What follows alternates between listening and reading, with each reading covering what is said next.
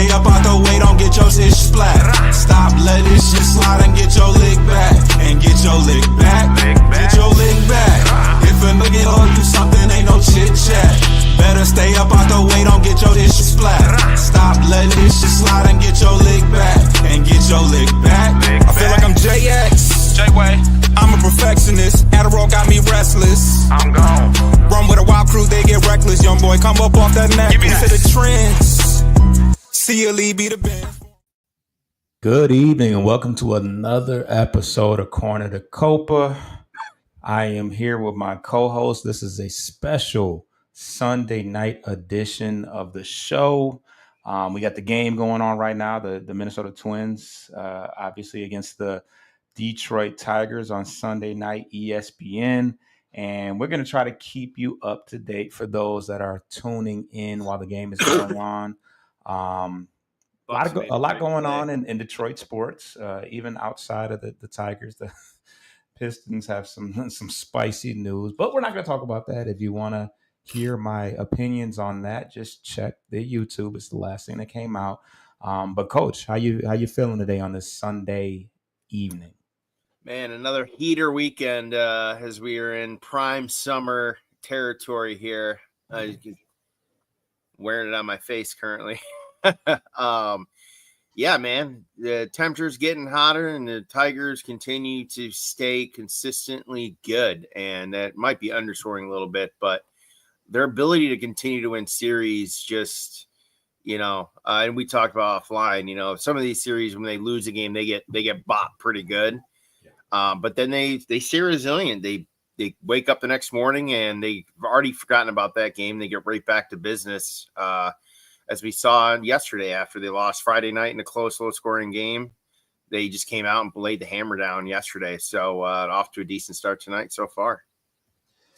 Yeah, so, for the most part, if we have a rough beginning to the series, we do not let that stew. We bounce right back and get back to business. And we actually won for the first time on Saturday since April 26th, I believe. So that's just how resilient this team is. We don't like waking up on that Saturday afternoon after a long night on Friday.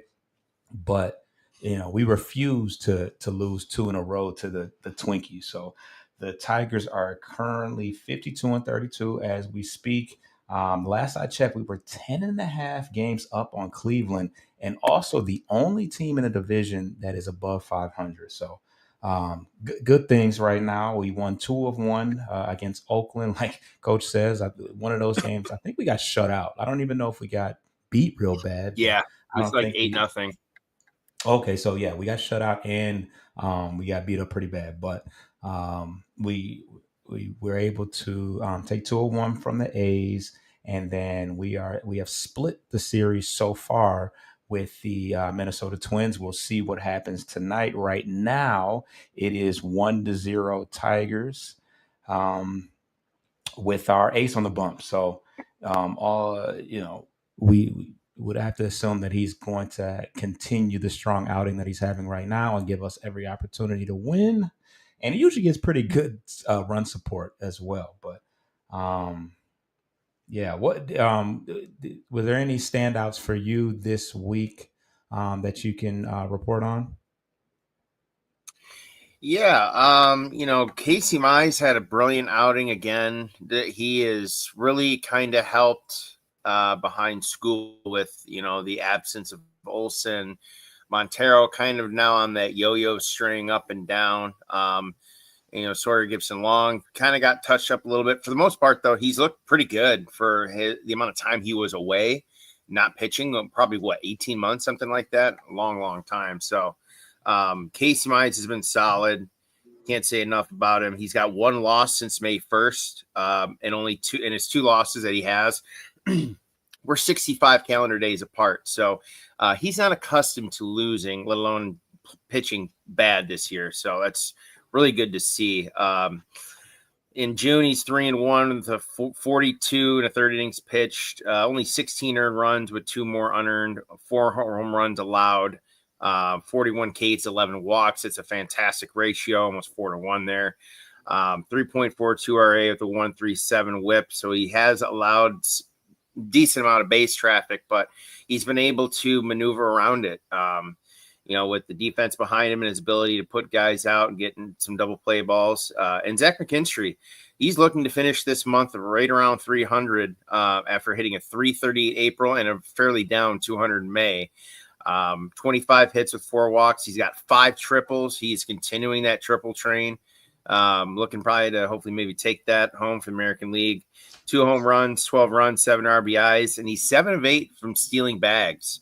So that's really been the only production from the stolen base category. I know we talked about a couple weeks ago. So now hopefully with Parker back, that kind of adds a little bit to that dynamic.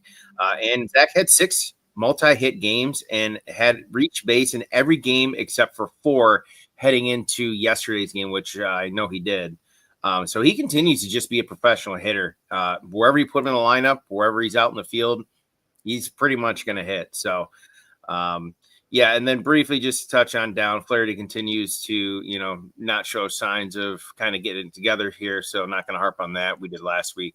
And the lefty relievers, big question mark. They're all struggling right now. So something to look forward to or look ahead to see if that might now be a new play in the trade dynamic as we get closer to the trade deadline.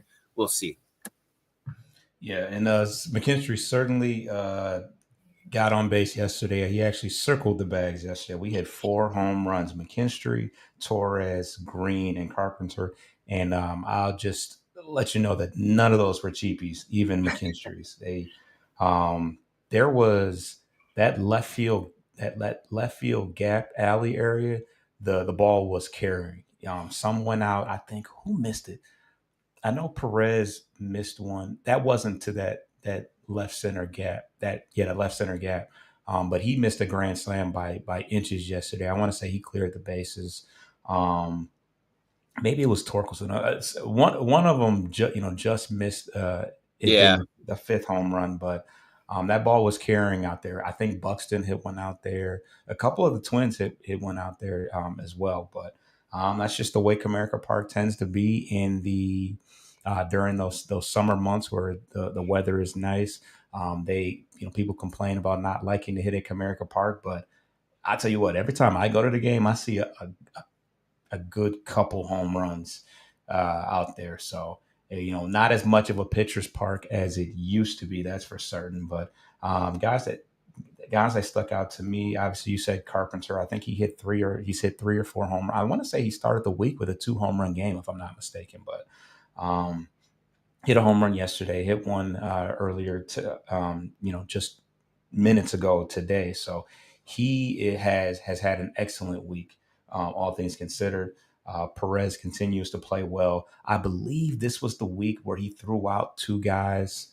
Was it this week? Yeah. He threw out 2 guys on consecutive plays trying to stretch a single into a double. So making things happen all over the place.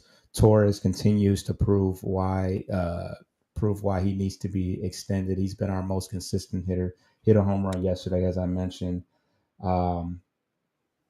Dietrich Ennis got a spot start. I think Gage was, I can't remember his first name, but Gage was DFA'd, and Ennis came up and pitched a strong outing in the day game, the final game of the Oakland A's series.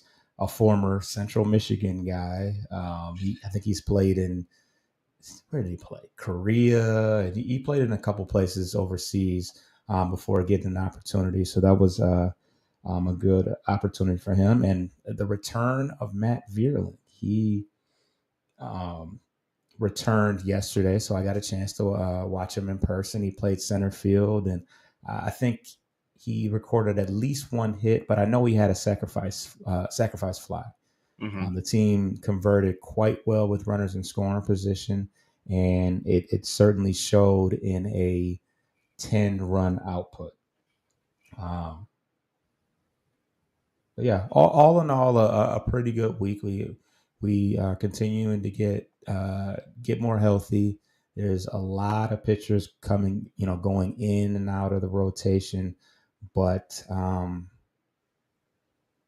yeah, yeah, the pitching situation certainly needs to be uh, situated, but we'll continue to monitor that. Like I said, we're the only team in all the Central that are above 500 right now, and we're continuing to pad on to our nice little our nice little lead that we have going on. Any other things that you want to touch on before we get to the first break? Not really. I think you've mentioned it with Wencio Perez kind of really being the additional catalyst to that outfield. Now you got Vierling back in there too. So, I mean, man, Hinch is going to have his options the rest of the way as long as they stay healthy, at least in the outfield and DH. Absolutely. So let's get to the first break, and then we're going to talk roster moves.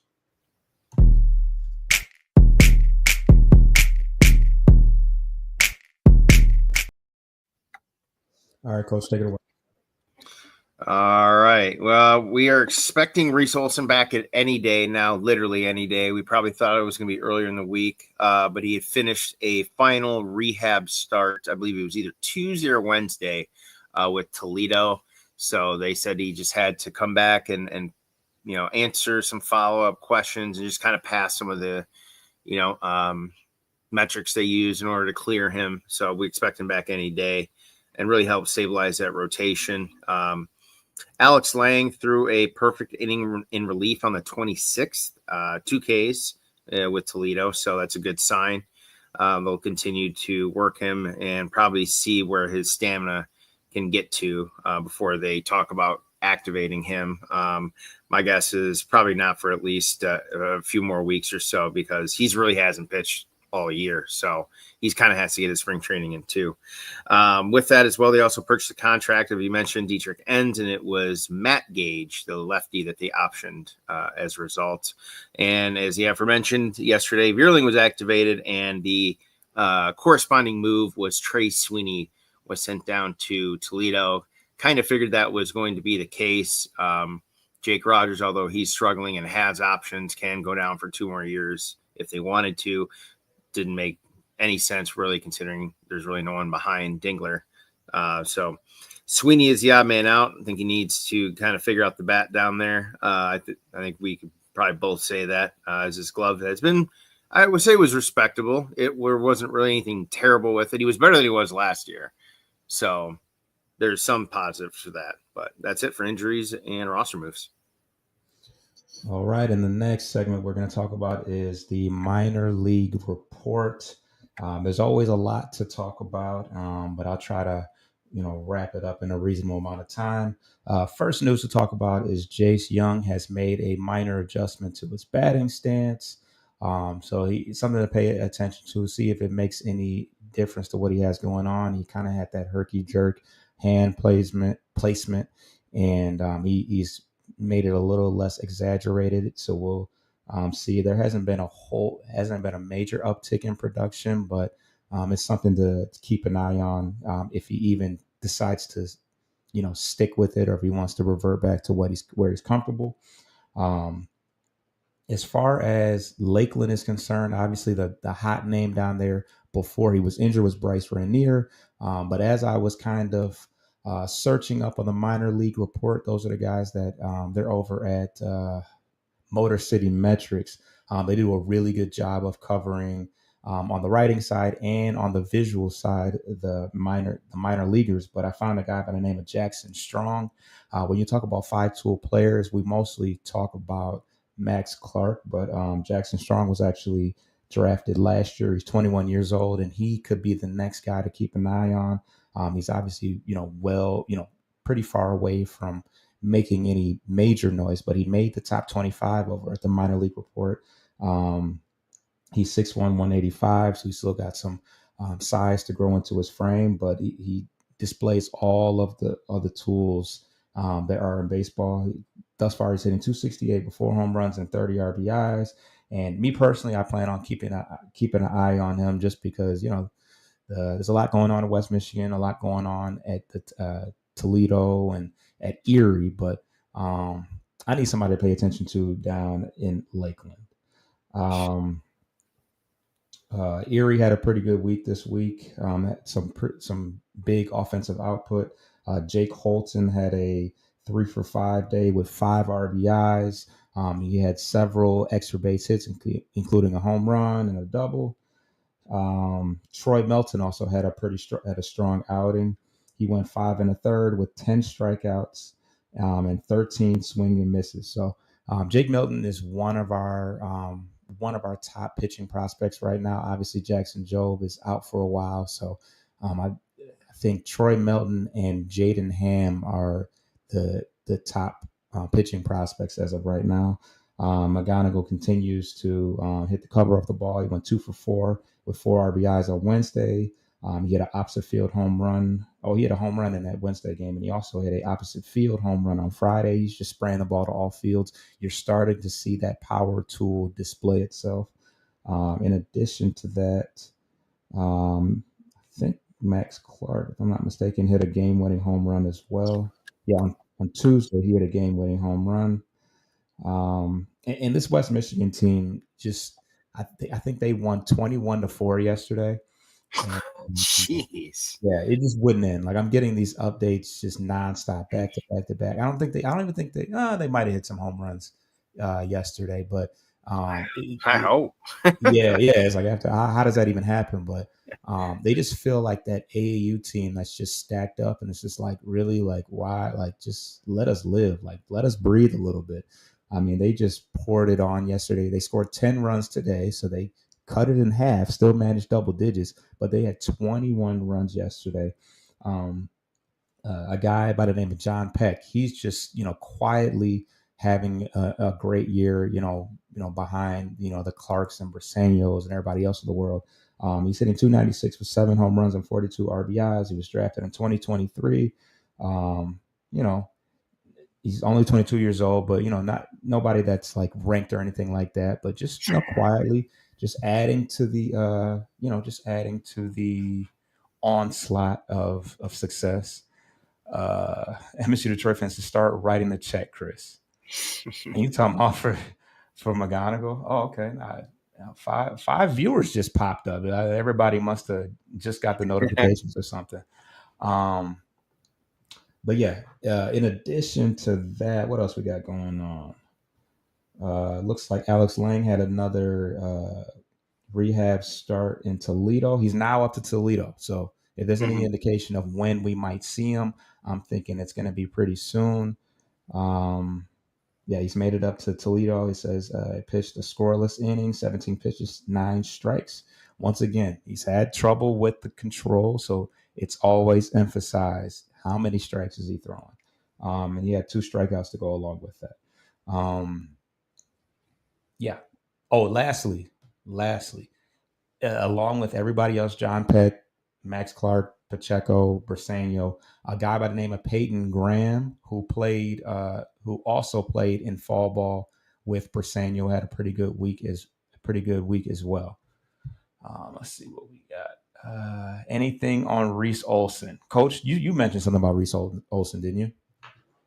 Yeah, and we're expecting him to be activated any day. I think they might be trying to time it on a day that's open, which ironically, when we get a little later in the show, when we look ahead at the week to come, there is some TBD availability. So if that holds true, I guess we have to stick around and see what day that might be. Teaser. Yeah, absolutely. But yeah, that pretty much wraps up the minor league report. What we got on the agenda? Let's get to another break, and then we'll see where we're at.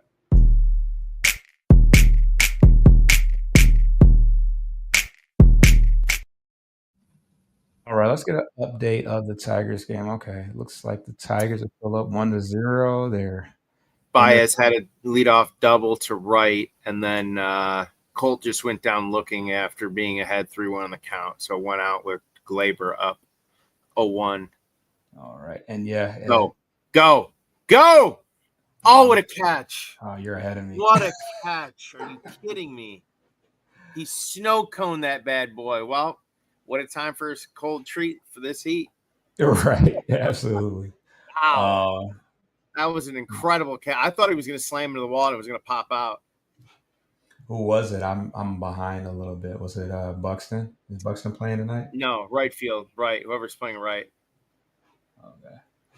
So that might be Yeah, bang. Bader. Oh, Castro, Willie Castro. Oh, Lily Castro. Yeah, what a great catch. Great tag by Baez. But damn, that would have been nice. Even a double would have scored him. All right, 2 out, runner in third for I think it's Carpenter. Yeah. But yeah, damn. I feel like what was I about to say? More to come on Willie too. Another teaser. Oh boy, I don't even know about that one.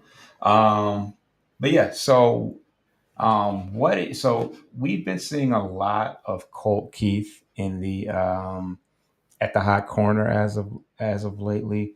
Um, what are your thoughts on him? Like, how do you think he's fared over there defensively in your opinion? I mean, in the games that I've seen him, I've gotten to watch him. And I know we were talked. What was it? Just yesterday, right? Yeah, he played third yesterday, and man, he took that. I was in was the second or third inning.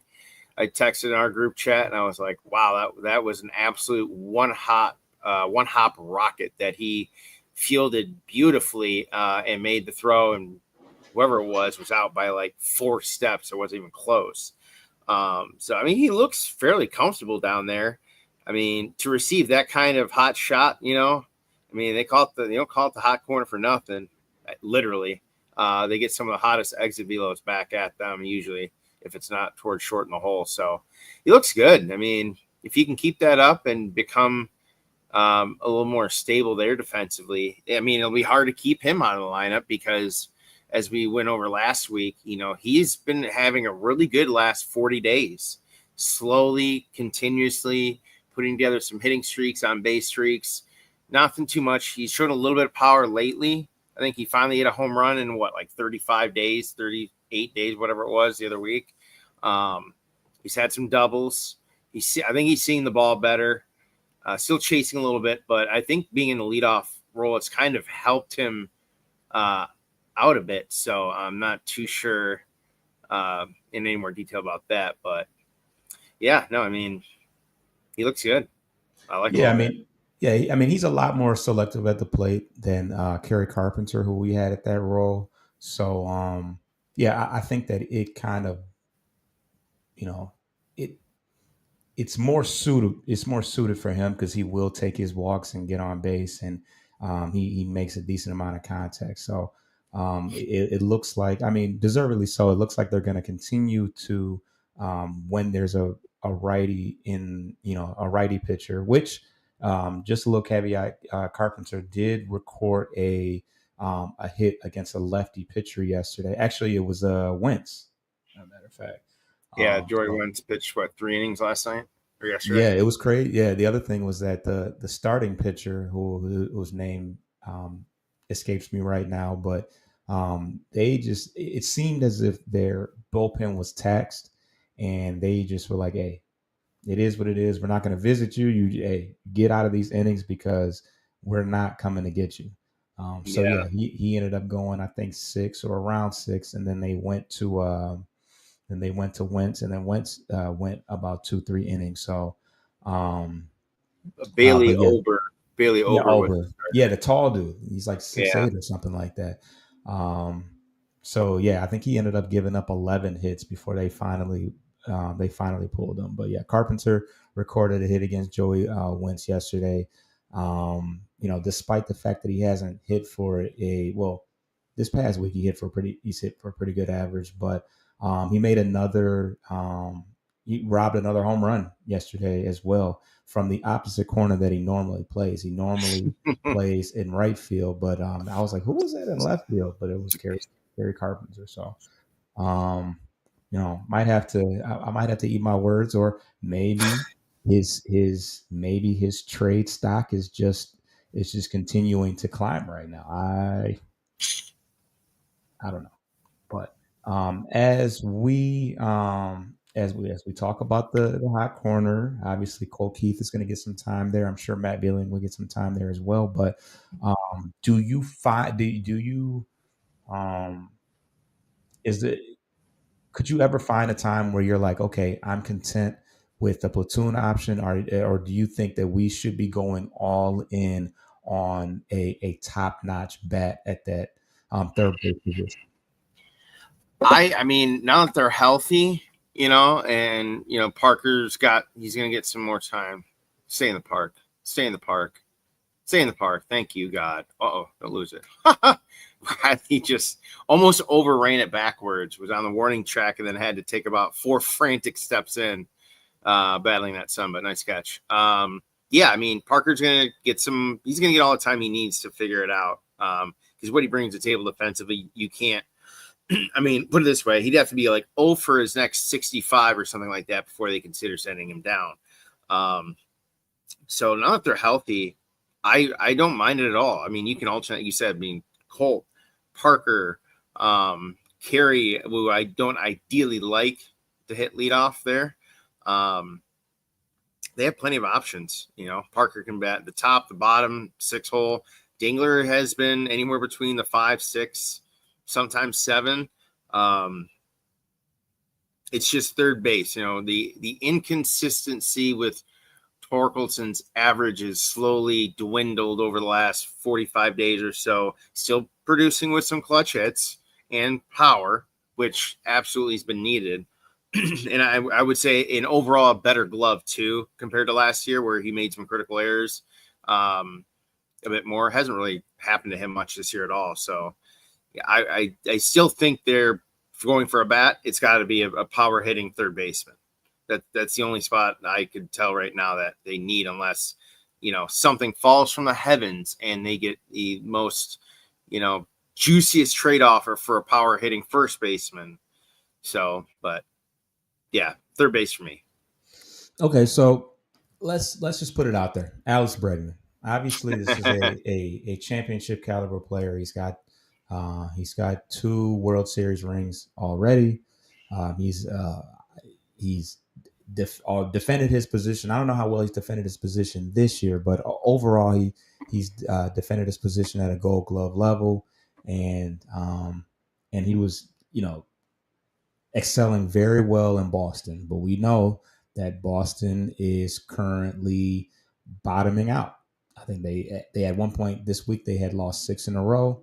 They obviously already traded away Will Devers, and things are not looking good for him. What, given the 2 factors, that Bregman is hurt and he's kind of like hurt, like they're talking like maybe after the All-Star break, combined with the fact that he has an option to opt out of his deal at the end of this year anyway, which he will probably do to get more money. We don't really know where he stands as far as wanting to be in Detroit. Obviously, we could not come to terms on a deal. How, with the knowledge that he would put us as a bona fide 100% World Series candidate, how aggressive should we be in pursuit of a guy like that? The price has to be right, but at the same time, as we understand, and as you've done a fantastic job in keeping us updated on all the farm teams and the progressions and promotions of players, I feel like they have tradable pieces, not on the 26-man roster. So you wouldn't necessarily shouldn't have to give up anyone unless it's, a little bit more juicier of a trade, because like you said, with the opt-out for him, his price shouldn't be really that expensive at all, because you're not going to have him for long, and he controls the opt-out. It's not a team opt-out option. So right. You're really left with just, okay, we have him for 3 months. What's that worth to us? If they want a guy, I'm not going to say like Max Clark, but if they want someone that's top 5, I'm probably saying no. I might be more willing to part with, JHM probably in that scenario. And I wouldn't totally say that Trey Sweeney is untouchable either. No. With Javi's kind of resurgence, obviously again, we're halfway through the year, so he's done a fantastic job. I will say that. He's earned it. But if that continues and someone's asking for him, I think I'd be at Quest to say pulling the trigger in that regard. So, yeah, but right now they have plenty of, outfield and some middle infield talent right now. So if they really want to, like you said, Briseño, Lorenzo are playing similar positions. We don't know what happened to Torkelson, but, as long as Dingler keeps doing what he's doing, I don't see him going anywhere the last, 4 or 5 years. So those are all things that we have to take into consideration, but I digress. Okay, so when you talk about, you said top 5, you don't want anybody in top 5. So you got Max Clark, McGonigal, Rainier, Briseño, Lorenzo. So let's expand it a little bit outside of that. Hyu Lee, hey, especially if there's any chance that we can come to an agreement on a deal with Bregman, I definitely think you don't sweat a guy that's playing that second base, third base. Yeah. I think his best direction, best direction to getting to the major leagues is going to be at third base anyway. So obviously, you extend Bregman, you don't worry about the third base situation. Of course, Jace Young also, who's not, I guess he's fallen out of the rankings because he's played enough games in major leagues or whatever. But gone, get out of here, get out of here. Hell yes, Riley Green. Bomb. Riley Green, wow, yeah. So yeah. Yep. So Hyu Lee or below, I think you got to be willing to part with when you start talking about a guy, to his caliber. But yeah, I don't think you certainly don't burn a McGonigal, Clark. None of those guys are on the table at this point. Yeah, correct me if I'm wrong about Hyu Lee. How is his defense? I know he had some issues last year. I want to, because I think that would be the only thing for me to say to not include him potentially. Like you said, though, third baseman, though, if he's being asked for going back, great. I think he's serviceable. He has primarily played shortstop. Shortstop. I think shortstop and second. Third base is a new position for him. So, but yeah, I don't think he's a world-class athlete. He's 5'9", 190. He's kind of a shorter, stubby guy, to be frank. But yeah, he's no Bryce Renier. He's no, he's probably not even, to McGonigal's level as far as defensively. Another guy that's not super duper athletic, but yeah. The other thing that I wanted to talk about, and then I want to give you an opportunity to discuss the one that you kind of talked about, behind closed doors. This was and I hate that I can't remember the writer that proposed this deal, but he proposed a deal to go out and get Suarez from the Arizona Diamondbacks, who was a former Tiger, correct? Yep. Mm-hmm. Yeah. So he proposed Max Anderson and Jaden Ham for Suarez. Suarez is also going into the final year of his deal in Arizona, so they're likely going to part ways with him anyways. But when we look at those two prospects, Jaden Ham, I talked about him. I think I talked about him a little bit earlier. He's in AA right now. He's the 7th ranked prospect. He's 22 years old. Pretty high on the prospect list. I think, the only guy that was over him going into the season was Jackson Jobe, who's no longer, listed in the prospect list. But yeah, that's our top right-handed pitching prospect. We also talk about Troy Melton, who's that number 10 right here. He was the one that had the 11 strikeouts and 5 1/3. And then Max Anderson. Max Anderson is the one that I've kind of ranted and raved about all year. And Erie, who's kind of popped out and had a pretty strong season. He's the 21st ranked prospect. He's in Erie, 23. But yeah, what do you think about going after a Suarez in the final year of his deal, given what given the proposed given the proposed deal that he brought up?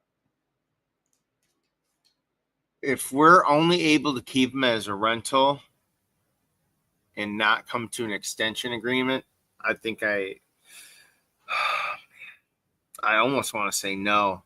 And I feel like that's counterintuitive because what Suarez brings in terms of production power from that right side, I don't think he's the greatest fielding third baseman, but like you said, I think he's just a little bit above average. He's serviceable, can hold it down for the most part. Man, would be big, and that's a guy that I kind of actually would want him over Bregman, to be honest. I think way? Bregman might get too much or want too much back for Boston because they know they're not too far away. Let's be real. Yeah, they traded Devers. If they trade Bregman, well, okay, you lose two players. Bregman probably was going to opt out anyways, right? So he's not even, you don't consider him for next year. It's just Devers that you're missing.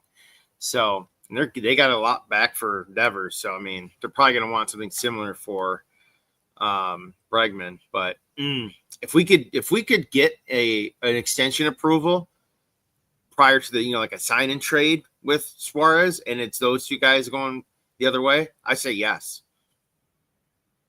Okay. Because now you have some stability on the other side. Right. Yeah. So as you can see, he picked up his club option. Oh no, the club option they pick up, right? Yeah. So they picked up the club option for $15 million this year, and he will be an unrestricted free agent come 2026, whether that is with Detroit. I mean, whether that is with Arizona or with somebody else. So yeah. All right. We had a nice long segment on trays, but we got one more to discuss. We're going to get to the final break, and then Coach is going to break it down.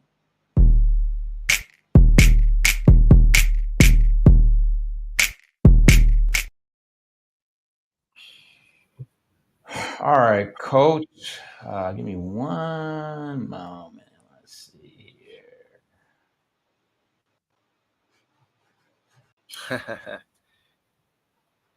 You see it? Yeah. Go ahead. So we're showing, for those of you watching on the visual side on YouTube here, Foster has pulled up the salary page for the Minnesota Twins center fielder Byron Buxton. I was actually looking at this yesterday. I knew he had signed an extension. I was trying to figure out what the terms were, and it was 7 years, $100 million back in 2022, if I'm not mistaken. So we would have 3.5 years this half year plus the next 3 under team control for a great AAV. You look at that, just north of 15 million a year. I think that'd be really good deal. You'd get him. He's proven to be a much patient hitter this year, and from what we've seen, thank God this is the last time we're going to see him for at least a couple of weeks, because he has been killing us this series. But the piece going back for this hypothetical trade would be, and we'll float this out there, YouTube, if you want to put a comment down, yes, no. If they wanted Parker Meadows, is this a deal we're going to pull the trigger on? Straight up, 1-for-1. Okay, so in what world would they take that trade straight up like that? I mean, obviously this is a no-brainer for Detroit at this point, as far as what the impact would be, his ability to man center field, probably I won't say equally as well as Meadows. I wouldn't say that, but at the same time, what's crazy is he has the highest sprint speed in all of baseball. I think he was like 0.1 behind Bobby Witt. And other than that, I'm thinking O'Neal Cruz, Ellie De La Cruz, PCA. Byron Buxton is the second highest, has the second highest sprint speed. I couldn't believe that. But yeah, please explain to me in what world? Obviously, Parker Meadows has potential to be a 5-tool player and Mm-hmm. a Gold Glove center fielder, all those things. But why does Minnesota pull the trigger in with an interdivision team at that? It's a good point. Interdivision, yeah, they very rarely happen. Just for obvious reasons, and I'm sure some personal ones between the respected front offices for sure. But I think it'd be one of two reasons.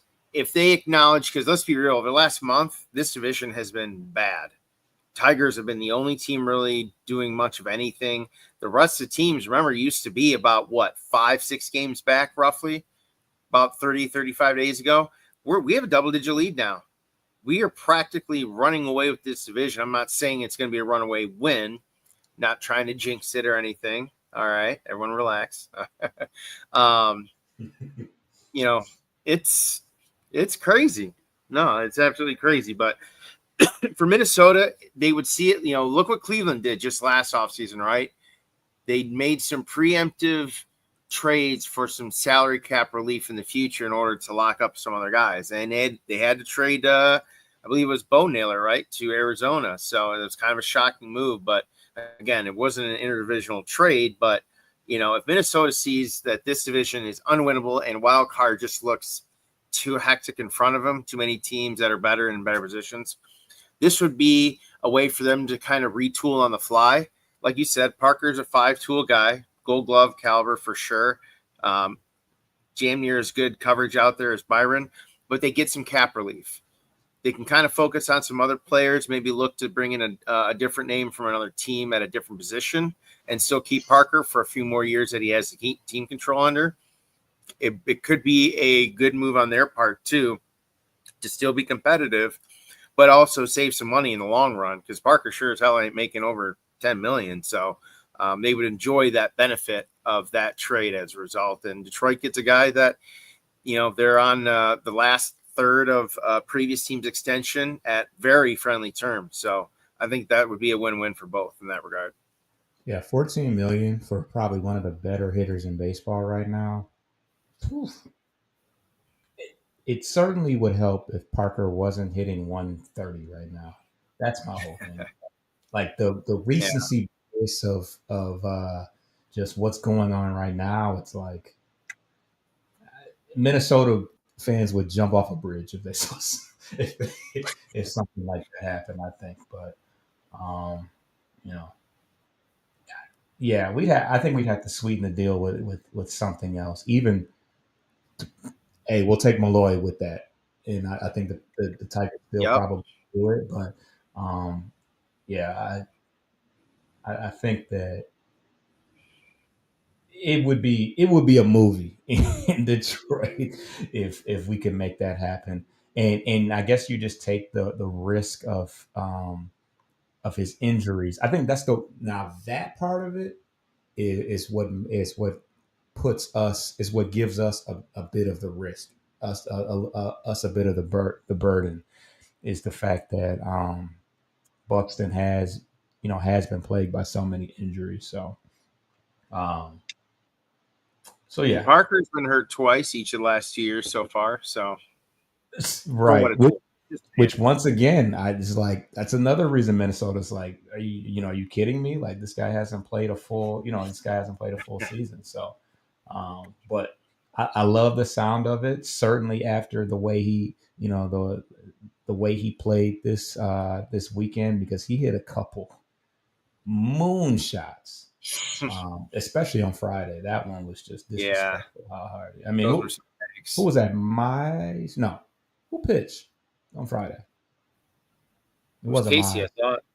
No, Mize pitched on Saturday, yesterday. He gave up a home run to Buxton too, but he must have been a bullpen guy or something. It wasn't Flaherty. Did Flaherty pitch on Friday? Gibson Long. Oh, SGL. Yeah, Yeah. and he actually had You're a decent okay. outing. Yeah.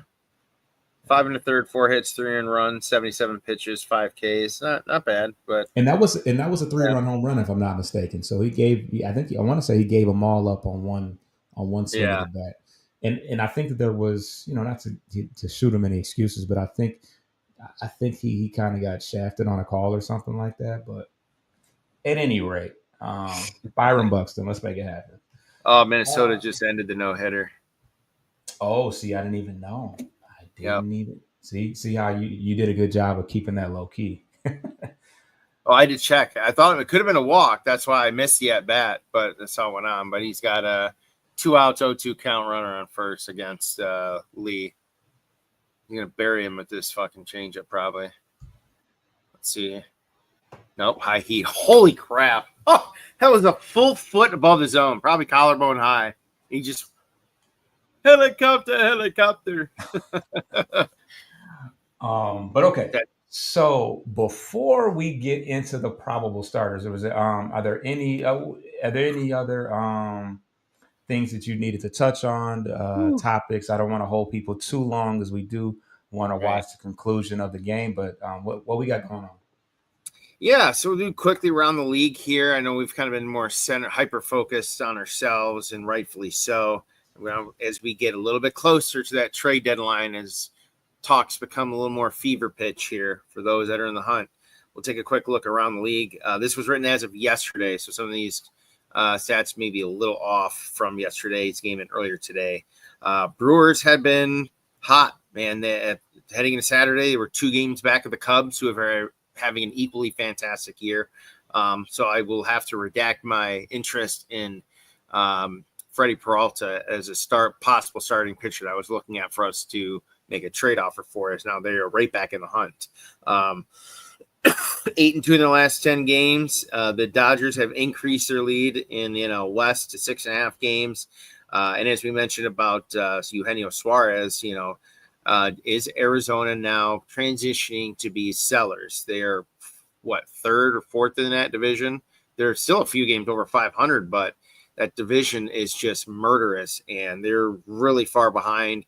It'll be tough for them to catch up with some of their pitching as well. It's just not nearly as adequate. I could see them being soft sellers. So also with that, Toronto, kind of out of the blue. I had to look at the standings and kind of look at their schedule over the last couple of weeks. They're quietly getting it together after we kind of handed them the business a few weeks back. At the time, they were only 3 games back of the Yankees and 1.5 of Tampa. They now are the team, the AL, that has 3 teams from their division slotted as of right now in a playoff spot. If they, regular season ended today. And just some of the fun random stats here. When they are scoring 5+ runs. The Tigers are 36-4, man. 5. It's a magic number. We've been calling it since last year. Under 5 runs, they're 12-24. 10 runs, they're a nice whopping 10-0. So 5 is still the name of the game. All right. And who do we? I think Toronto. I like that bar you said. Toronto out the blue. That's a bar right there. But is Max Scherzer made his way back from the IL yet, or IL? I don't know. It he didn't play much regardless, but no. That's the problem. It sounded serious. It sounded like it was potentially season-ending serious, but he kind of gets shrouded around. No one's talked about him, so they've really been tight-lipped, I guess, because I haven't heard much of anything about him. So I kind of half expect this to be his last hurrah. If he's got to end the season still hurt, I don't know how he's going to make it to come back, because he did not have a very good outing last year. And the limited time he pitched this year just didn't seem to have much of any of his old stuff. all righty. So who do the Tigers have coming up as we roll into the 4th of July week? Yep. Ooh, Colt just took a wicked one off the side of the leg. Off day tomorrow. Their last of 3 consecutive Monday off days they have been enjoying during this hot stretch of theirs. They will travel to Washington Tuesday through Thursday. Opener will be Flaherty against Williams. The game Wednesday is TBD. Wink, wink. Could be Reese Olson against Gore. And the matinee Thursday will be SGL against Irvin. They will then turn around and fly to Cleveland as we begin this heavy divisional next 30 days here, 32 days coming up. A lot of divisional series. We're wrapping up Minnesota tonight. Friday will be Casey Mize against Sassoni. Saturday will be Scoobel against Allen. And the matinee Sunday will be Flaherty against another Williams. And a brief sneak ahead beyond that, they have a home series against Tampa coming to town, and then continuing that into the weekend with a 3-game set against the Mariners. So was that a 3-game series or a 4-game series with Cleveland? 3 games, yeah, because they have an off day Monday, so they'll play Tuesday through Sunday this coming week. Yeah, so a big series in Cleveland coming up. We definitely want to fare better than we did when we did at home against Cleveland. Although, you know, by that point we could be certainly probably will be in the double digits as far as let's pull up the standings. You keep that Nationals jersey tucked away next week, all right? Yeah. You know, Okay, so the Tigers are currently 11 games up on the Cleveland Guardians, and they are 2 games under 500 right now. So, you know, won't be much implications. I mean, it's early for implications, but, you know, God forbid we get swept by them, we still will have a considerable lead on them at that point. But the Nationals are pretty bad. So, hey, you can't take anyone for granted right now. That's a way to play down to your opponents, and next thing you know, you're scrambling for a wild card spot the last 3 weeks. Yeah. We learned that from the White Sox because they gave us all we could handle last time we went to Chicago. But that is your probable starters. Just to give everybody, one off the hand. He's just getting beat up this series. Yeah. I mean, this at bat, anyways. You said did he turn on it and hit himself in the calf or something? Oh, he fouled one off the side of his leg. Right. The other at bat. Okay, but yeah. So the Tigers are currently up 2-0 in the 5th inning. I'm a little behind Coach, so he's probably reacting to something I haven't seen yet. He's in the future, but but yeah. So enjoy the rest of the game. I appreciate everybody that tuned in a little bit. I didn't have high expectations for participation with the Sunday night game going on because the world is watching. The world is watching the best team in the major leagues, or the team with the best record in baseball. You know, however you want to call it, but we're having fun, as you can see by the graphics. It's, you know, high fives all around. Yeah. Anything that you're looking forward to in this upcoming week as we go into the holidays? Yeah, I'm looking hopefully a little more national steam momentum for behind some of these guys. Carey with a rip down the right field line. That's into the corner in trouble. It bounces around. Willie Castro can't pick it up. Colt Keith comes around from third to score. Carey with a stand-up triple. 3-0 Tigers. Wow. Damn, that thing was elevated. Fire. That was high. He ripped that thing, and that was probably top of the rib cage. Center of the chest plate area high. We talked about it. He cannot turn down that letter high or above fastball or whatever it is. He can't turn that down. So he's going after that. Colt, man, God, he can run the base as well. All the way from first. Yeah. All right. A little more momentum nationally for oh no, they got the trainer out for Carpenter.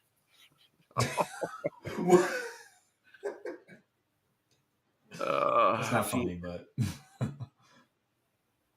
they're pulling they knocked the starter out. They're going to the bullpen, but yeah, hopefully he didn't hurt himself. It's stupid hamstring. It was a stand-up triple. Yeah, they didn't even throw a third. There was no throw to third. Yeah, that corner fried Castro. The first was the hard kick, and then that awkward. There must have been enough of a gap in the padding because that ball stopped and then came back after it hit the actual padding in the wall. So there must have been a jut out on the corner, just enough. I've seen it been hit I've seen it get hit before. There's definitely a little lip out there.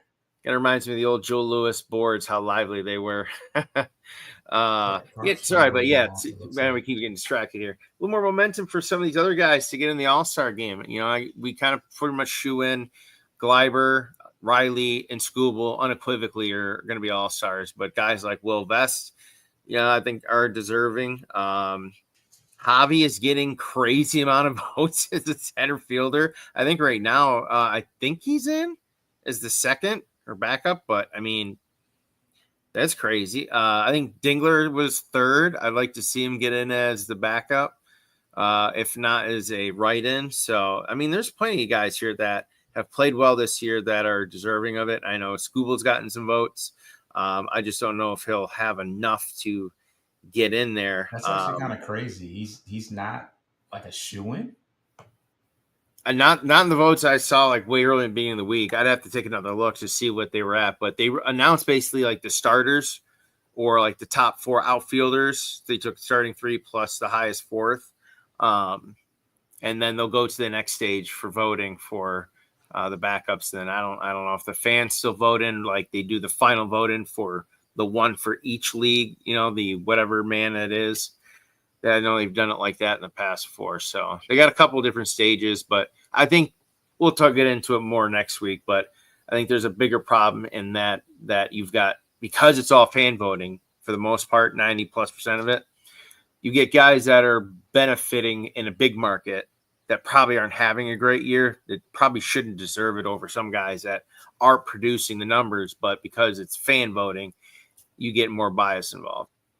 But yeah, it was just wild because it's the top team in baseball and the last year's Cy Young Award winner. But anywho, on my side of things, you know that I enjoy watching the Nationals. So I do. I'm actually looking forward to seeing C.J. Abrams and James Wood and some of the young guys over at the over in Washington. But outside of that, you said Cleveland is after the Nationals? Yeah. Yep. Okay. Washington first and then Cleveland to end the weekend. Okay. So yeah, definitely looking to see how we bounce back from, because I feel like that's been the one blemish. Like I won't say blemish, but it's one of those series that really jumped out at me. Like, whoa, like this looks really bad. We even got to see them in person, and it was like, why are they so, why do they give us so many problems? Um, but yeah, We're a bit of a different team than we were then, believe it or not. And like you said, that was what, 3 weeks ago, roughly 4 weeks ago. yeah, it was a while ago. Yeah. But outside of that, I'm looking forward to more, hilarious graphics like this, because like even Jemai Jones is like, what the. Jemai Jones is like he'd be those guys is like uncle, the fun uncle. You know what's funny? Somebody literally told me that they literally said that he looks like the guy that's like happy. What did they say? Oh, to have a kid-free weekend or something like Yeah. that. Yeah. And he's only like 25 or something like that, but that mustache is just ridiculous. He's making him look like Axel Foley out there. Yeah. But yeah, this is McKinstry. For those that are not watching, he's being picked up by the like trainer. I can't remember if he's one of the trainers. I don't know if he's the weightlifting trainer or whatever it is, but he's Strength and lifting him in conditioning. Strength and conditioning.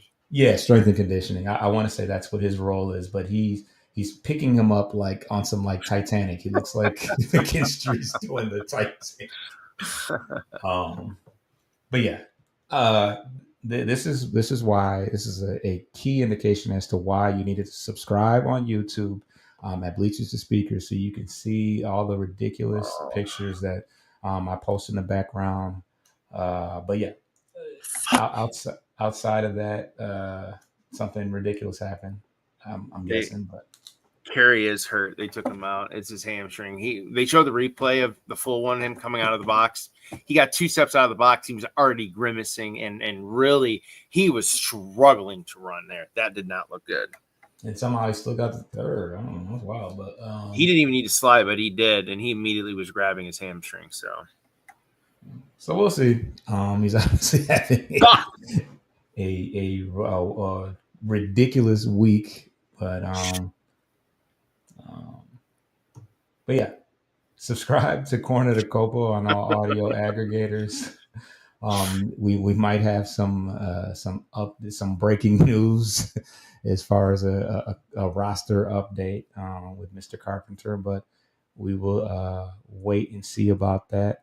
Yeah, Nice let's get up out of play. here. Back. Let's watch the rest of this game. Take it easy, everyone.